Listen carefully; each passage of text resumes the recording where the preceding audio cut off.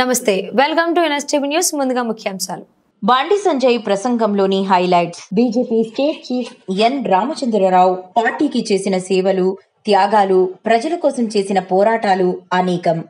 కష్టపడి పనిచేస్తే పదవులు దక్కుతాయనడానికి రామచంద్రరావు ఉదాహరణ ఎంతో మంది కార్యకర్తలు అరెస్ట్ అయితే కోర్టులో వాదించి వారిని విడిపించిన నాయకుడు రామచంద్రరావు బీజేపీలో అద్భుతమైన లీగల్ టీం ఉంది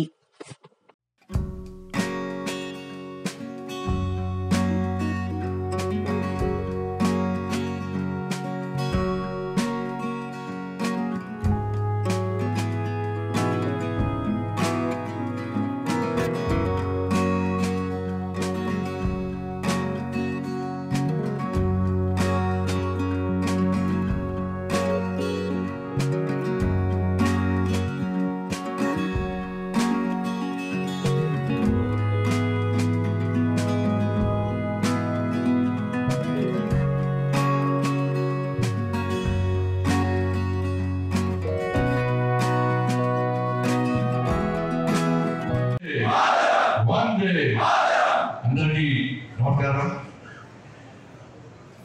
మొట్టమొదటిసారిగా భారతీయ జనతా పార్టీ రాష్ట్ర రథసారథిగా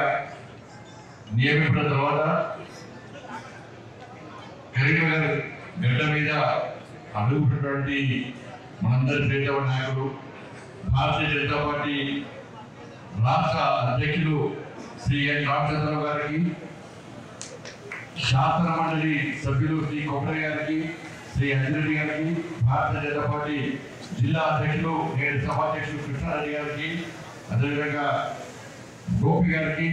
రాష్ట్ర మనోహరెడ్డి, ఇక్కడ వేసినటువంటి పెద్దలందరూ రాష్ట్ర జిల్లా నాయకులకు అందరూ కూడా వచ్చే కార్యకర్తలకు పార్టీలందరూ ఉంటారు.